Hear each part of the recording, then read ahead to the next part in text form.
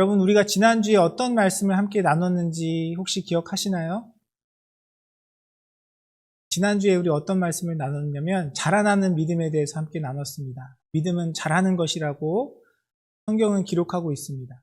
있는 믿음이 있냐 없냐 이것을 더 중요하게 생각하지만 물론 이것도 중요한 일입니다. 하지만 믿음은 그냥 있는 것으로 우리에게 머물지 않고 믿음은 하나님께서 주신 생명이기에 우리 안에 자라나야 하고 하나님께서 그것을 우리 삶 속에 기대하신다라고 우리 지난 시간에 함께 나누었습니다. 그리고 그 자라나는 믿음을 통해서 열매를 맺는데 그것은 사랑과 인내라고 지난 시간에 우리가 함께 나누었고요.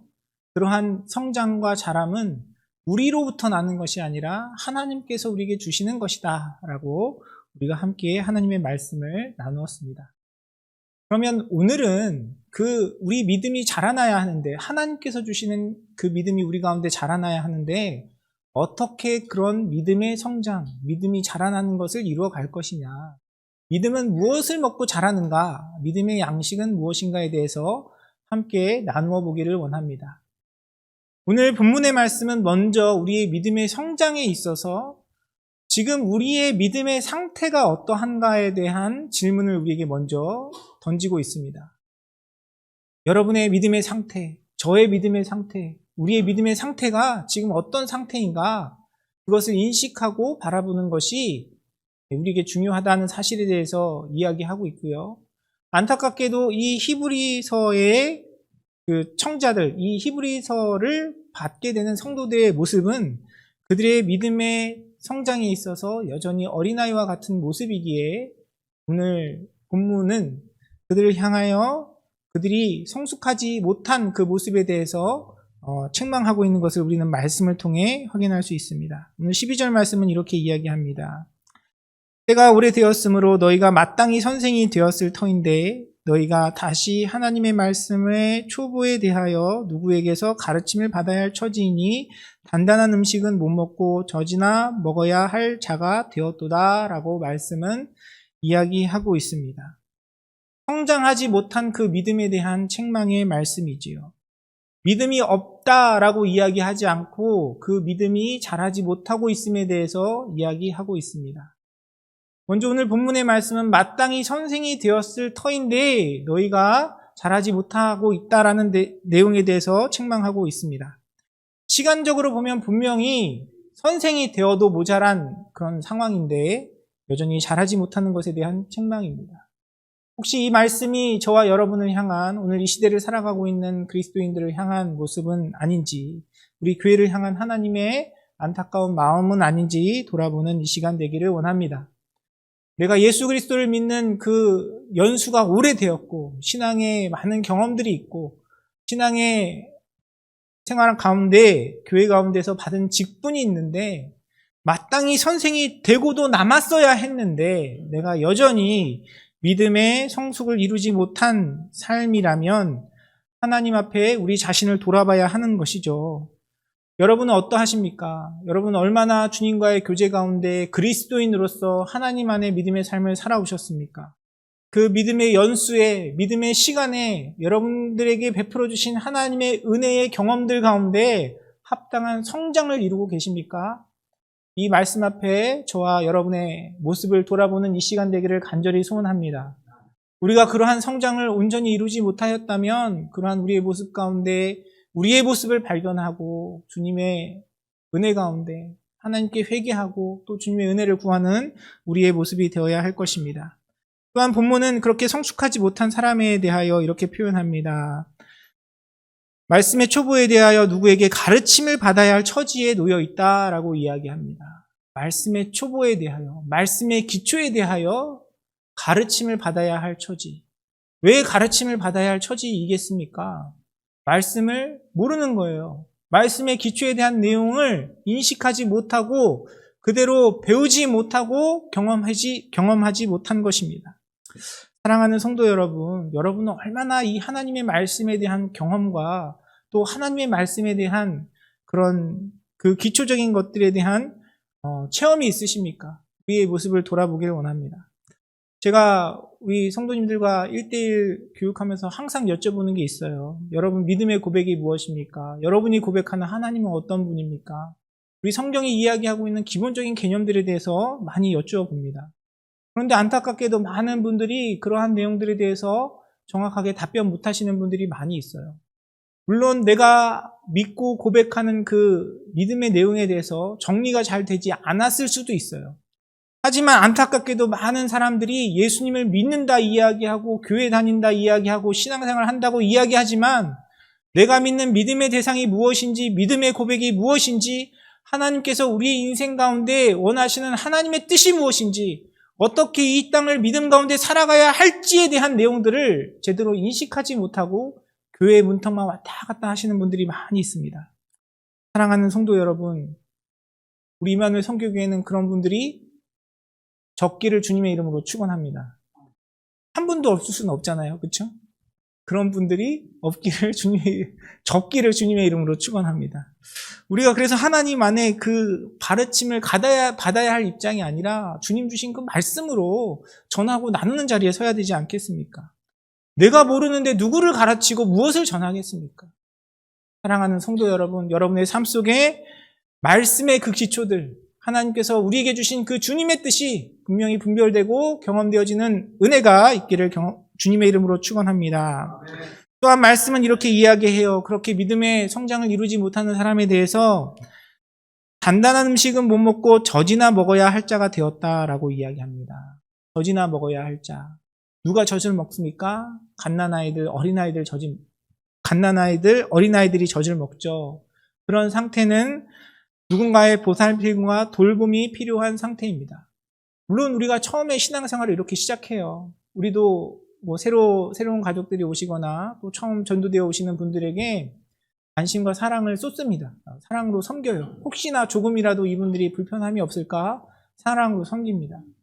그런데 믿음의 상태가, 영적인 상태가 계속해서 지속적으로 10년, 20년이 지나도 내가 영적으로 누군가의 돌봄과 보살핌이 필요한 상태로 머물러 있다면 그것은 하나님께서 저와 여러분을 향해 기대하시고 바라시는 일이 아니에요.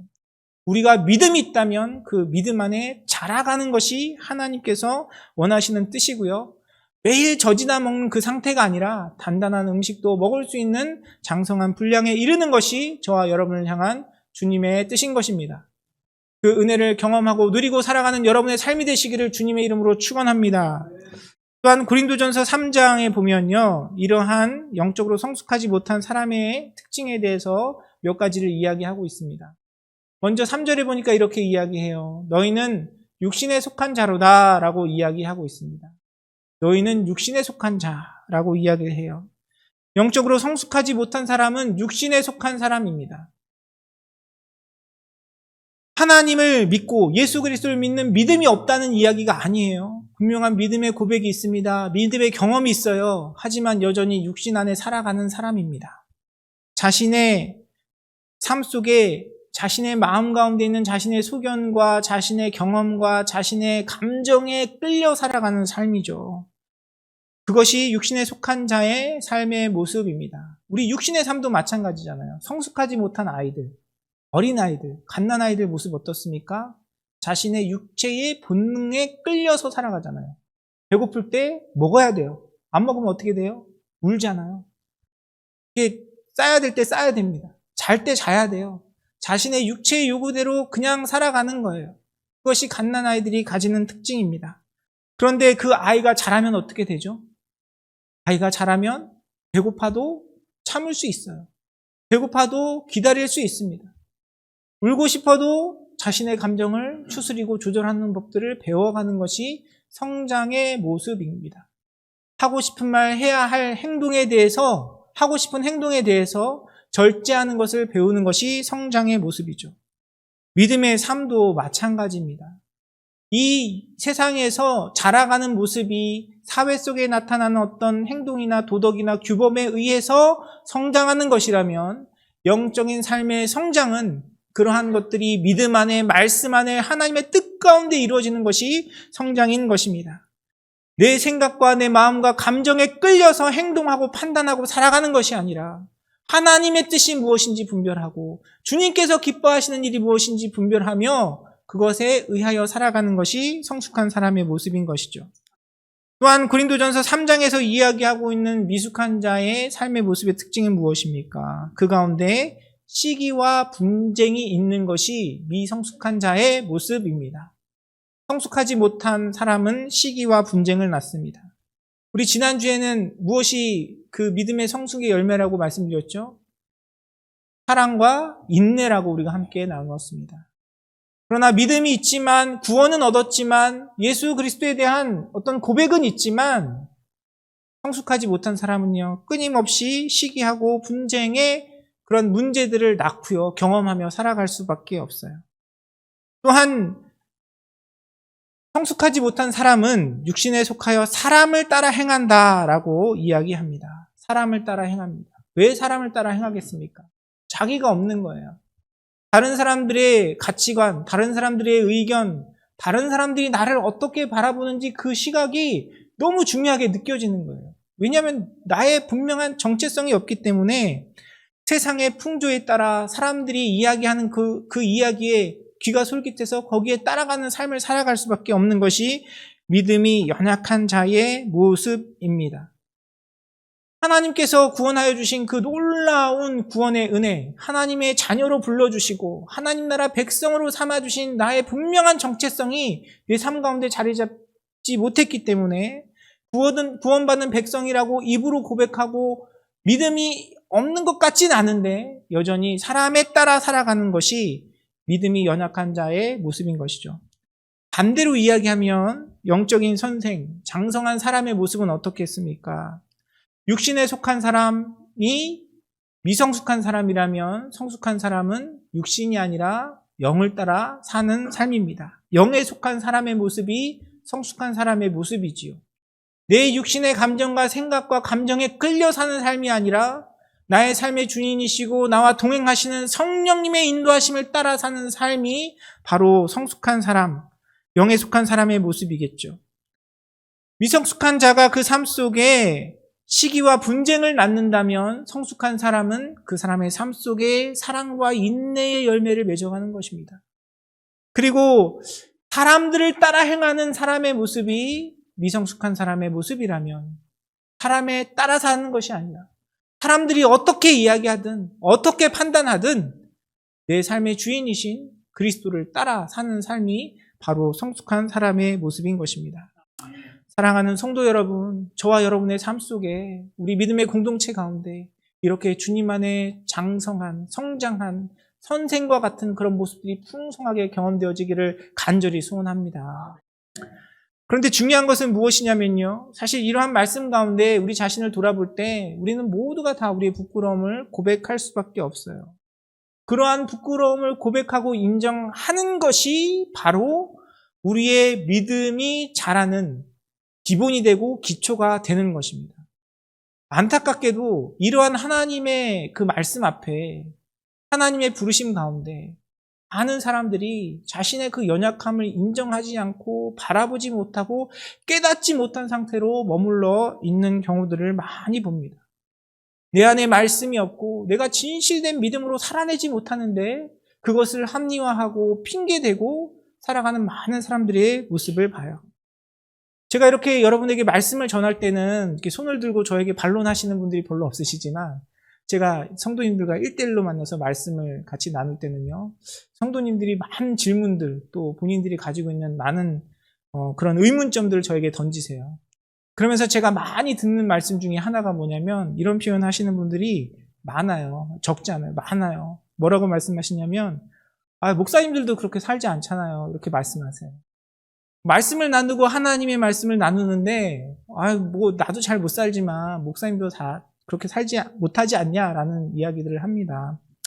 맞는 이야기죠. 틀린 이야기가 아닙니다. 하지만 여러분 그 말의 이면에는 무슨 의미가 있습니까? 목사님들도 잘 못 사니까 나도 안 살아도 되잖아요. 이런 의미가 있는 것이죠. 내가 거기에 대해서 부담을 가지지 않겠습니다. 라고 이야기를 하는 겁니다. 그런데 사랑하는 성도 여러분, 이것은 목사의 이야기가 아니라 어떤 한 사람의 개인의 이야기가 아니라 저와 여러분을 구원하여 주신 하나님의 뜻인 줄 믿습니다.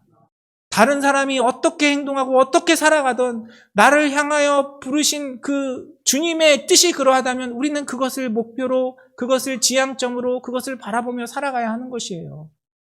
다른 사람들이 다 법을 어기고 다른 사람들이 다 몸에 해로운 음식을 취한다고 해서 여러분 그것을 따라 하시겠습니까? 그것은 합당한 이유가 되지 못해요. 나를 향한 주님의 뜻이 무엇인지 분별하여 그 가운데 나의 삶의 믿음의 성숙을 이루지 못한다면 목사가 어떠하건 장로님들이 어떠하건 다른 사람들이 어떠하건 나를 향한 주님의 그 뜻과 부르심 앞에 우리의 연약함과 부족함을 고백하고 주님 앞에 회개하며 하나님의 도우심을 구하며 그 성장을 이루어가는 것이 저와 여러분을 향한 주님의 뜻이고 그 뜻 가운데 순종하며 주님 앞에 나아가는 자들의 삶 속에 하나님께서 베푸시는 놀라운 축복과 은혜가 경험되는 줄 믿습니다. 그 은혜를 경험하시는 사랑하는 성도님들의 삶이 되시기를 주님의 이름으로 축원합니다. 그렇다면 그렇게 성장하는 믿음, 성숙하는 믿음을 이루기 위하여 나의 연약함, 나의 부족함을 인정하였다면 우리는 그 가운데 하나님께 회개하고 하나님의 도우심을 구하며 믿음의 성장을 이루어가야 할 텐데 오늘 본문 말씀 13절과 14절은 어떻게 그러한 믿음의 성장이 이루어지는 그 원리에 대해서 우리에게 일깨워주고 있습니다.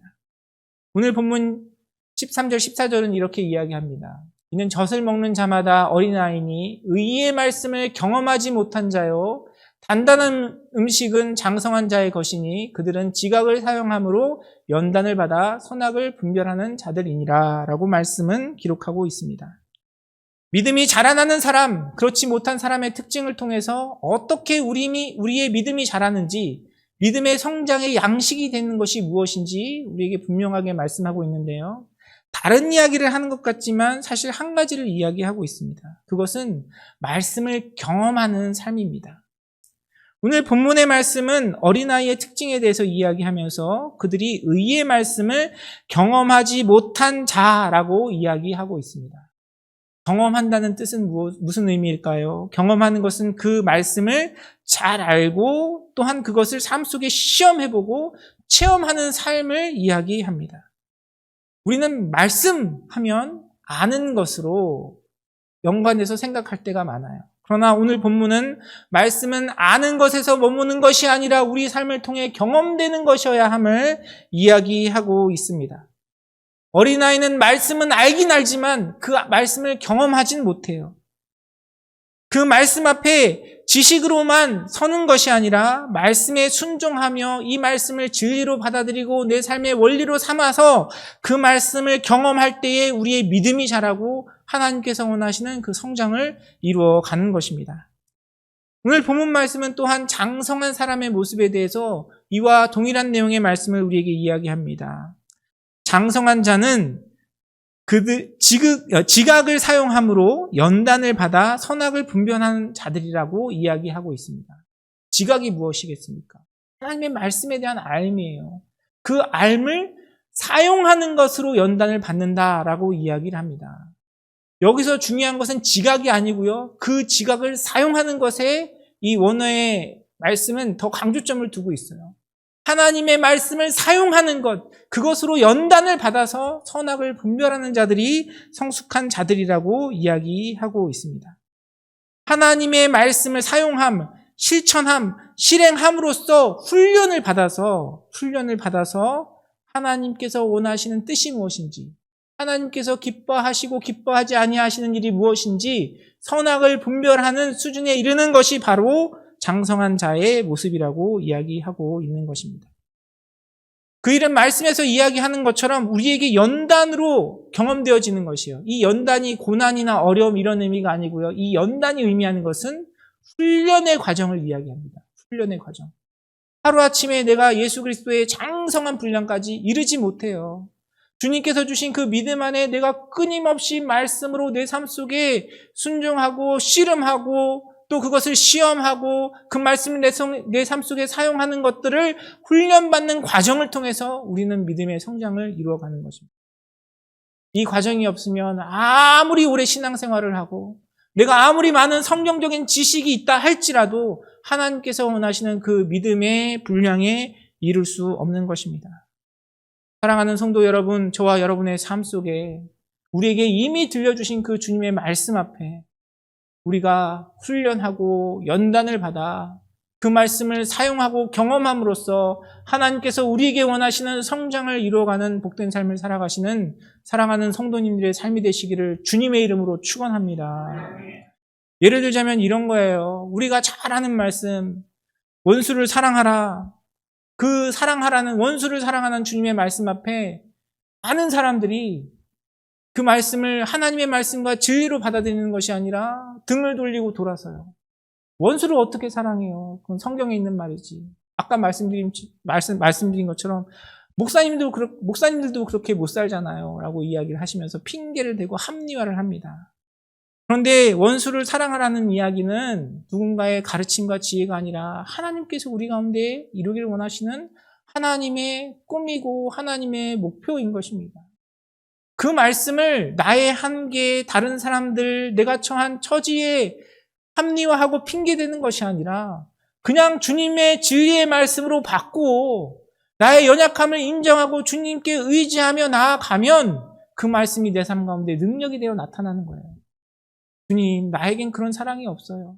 하나님 저의 연약함 아시죠? 도와주세요. 그렇게 우리 자신의 모습을 고백하며 말씀이 우리에게 약속하고 있는 성령의 능력을 의지하고 내 삶 속에 함께 하시는 성령님의 능력을 의지하며 내 안에 그리스도의 생명을 믿는 믿음으로 그 일 가운데 포기하지 아니하고 훈련하고 주님 앞에 그 말씀의 삶을 살아가도록 우리 자신을 내어드릴 때에 그 말씀이 우리 가운데 능력으로 경험되어 하나님 베푸시는 축복의 열매를 맺어가는 것입니다. 이 원수를 사랑하는 이 내용에 대한 말씀에 대하여 고민하면서 제가 이런 사실을 깨달았어요. 여러분, 이 원수를 사랑하라는 것은요, 원수를 위한 말씀이 아니에요. 여러분, 원수를 품고 원수를 안고 살아갈 때 사람의 마음이 어떻게 되는지 아십니까? 이거는 성경에 나와 있는 내용이 아니고요. 많은 심리학자들과 사회학자들이 이야기하는 겁니다. 누군가를 미워하고 원수를 품고 살아갈 때 그 사람의 삶은 피폐해져요.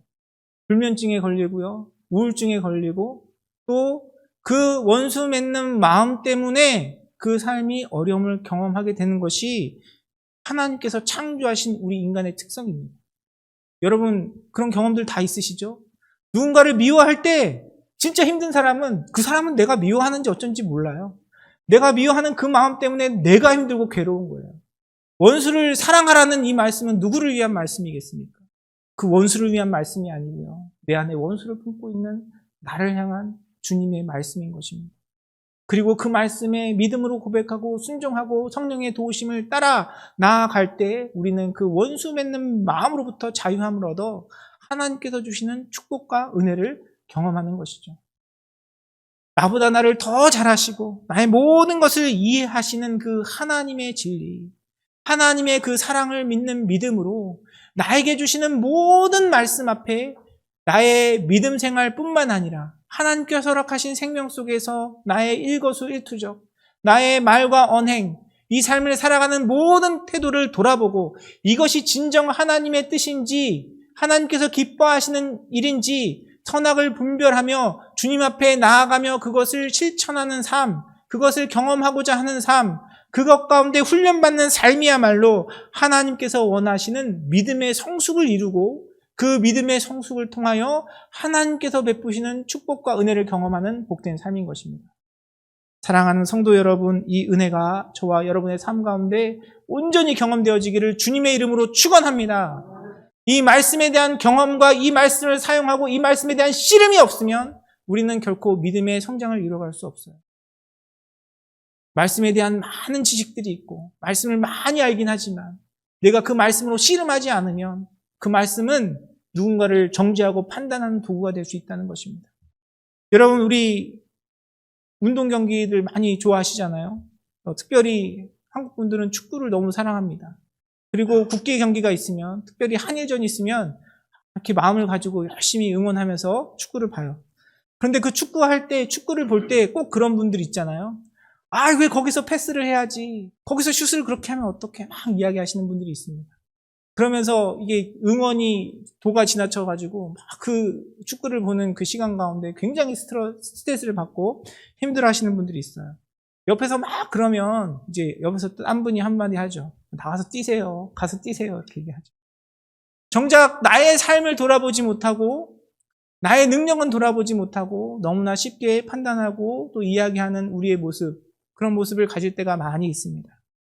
그러나 그것이 우리로 하여금 우리를 정당화하거나 우리를 옳은 길로 인도하지 않아요. 설사 그 말과 표현이 맞다 할지라도 하나님께서 우리에게 원하시는 것은 우리가 무엇을 알고 무엇을 아느냐가 우리가 무엇을 알고 어떠한 지식을 가지고 있느냐가 아니라 그 말씀을 통해 우리의 삶 속에 경험하고 사용하기를 원하시는 것이고 그것을 통해서만 우리가 온전한 성장의 분량에 이를 수 있는 것입니다. 사랑하는 성도 여러분, 오늘 히브리서 5장에서 이야기하고 있는 그 내용들을 통해 저와 여러분의 믿음을 돌아보기를 원합니다. 지금 여러분의 믿음의 상태는 어떠하십니까? 하나님과 교제하고 그리스도인으로 살아오고 교회의 문턱을 드나든 지가 오랜 시간이 되었는데 마땅히 선생이 되었어야 할 우리의 시간인데 하나님께서 그렇게 우리의 삶 가운데 은혜 베풀어 주시고 인도하셨는데 여전히 어린 나이에 머물러 계시지는 않습니까? 내가 예수님을 믿는다고 이야기하지만 여전히 내 육신에 의하여 끌려가는 삶을 살아가고 내 삶에 하나님께서 베푸시는 사랑과 인내가 경험되어지기보다는 시기와 분쟁을 경험하는 일들이 내 삶 속에 더 자주 일어나고 하나님의 말씀과 진리가 아니라 우리가 사람을 따라 행하는 삶을 살아가고 있다며 이 시간 다시금 우리의 마음을 돌아보고 주님께 회개하고 주님의 도우심을 구하는 이 시간 되기를 주님의 이름으로 축원합니다. 그리고 부족하고 연약하지만 하나님께서 나에게 주어주신 그 삶의 자리에서 우리의 말 한마디, 작은 행동 하나, 그 삶의 순간순간 주님의 지혜와 뜻을 구하며 그 가운데 하나님 앞에 그 말씀을 사용하고 경험하기를 소원하며 주님과 동행하는 삶을 살아갈 때에 하나님께서 우리의 삶 가운데 큰 은혜를 베풀어 주시고 우리의 삶을 통해 믿음의 성장을 이루어 가시며 하나님께서 베푸시는 진정한 축복과 자유를 허락하실 것입니다. 그 은혜를 경험하는 우리 사랑하는 성도님들의 삶 그리고 우리 임마누엘 선교교회가 되기를 주님의 이름으로 축원합니다.